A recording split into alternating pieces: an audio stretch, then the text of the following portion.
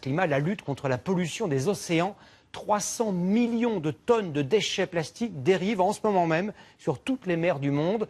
Poussés par les courants marins, des montagnes de détritus s'échouent, notamment sur les côtes africaines. Regardez ce reportage au Kenya, signé Jérôme Garot et Marie Demarque. Face à l'océan Indien, la côte kenyane, des plages parmi les plus réputées d'Afrique. Du ciel, leur splendeur semble intacte. Mais au sol, partout, le plastique. Le littoral souillé, les animaux marins empoisonnés. Nous sommes à Watamu, petit village côtier de 2000 habitants. Ces déchets viennent de presque partout. J'ai même déjà vu des produits qui venaient d'Indonésie. Je trouve des trucs comme des peignes, des brosses à dents, des stylos, des briquets. Comme si un bateau les jetait à la mer. Ramassés 2, 3 fois par semaine, alors que chaque marée apporte des milliers de nouveaux déchets. Un travail de fourmi. Mais ici, les choses sont en train de changer. Vous en avez assez de tout ce plastique? Oui. Vous en avez assez de le voir tous les jours? Oui. Vous savez ce que ça fait à l'océan? Après 20 ans passés aux États-Unis, cet entrepreneur kényan est revenu chez lui pour réveiller les consciences. Et il a une manière très américaine de le faire. Qui sommes-nous? La communauté de Watamu. Qu'allons-nous faire? Du recyclage. Ce sont eux qui vont être les plus touchés. Quand ils seront grands, il y aura autant de plastique que de poissons dans la mer. Alors si nous voulons assurer leur futur, il faut leur apprendre maintenant comment recycler le plastique.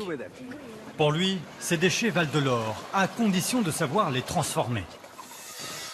Nous voici dans son usine de recyclage, la première de la région.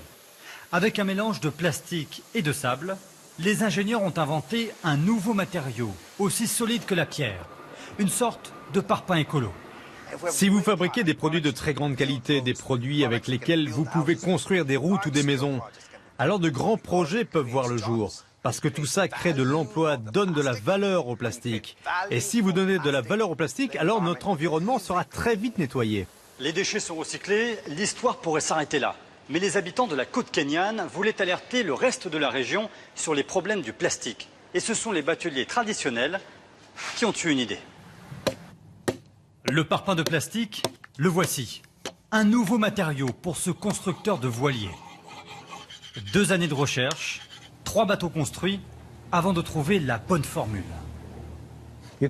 Vous voyez, ce n'est pas du bois, c'est uniquement du plastique recyclé mélangé avec un peu de sciure de bois. Un projet fou pour montrer les possibilités du recyclage. Un voilier de 18 mètres de long et un revêtement fabriqué à partir de sandales de plage. Quand vous voyez quelque chose comme ça dans la mer, ça attire l'attention.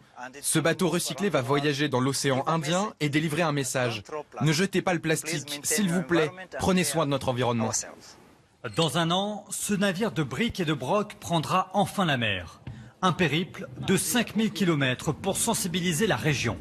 Et une destination symbolique tout au sud de l'Afrique, le Cap de Bonne-Espérance.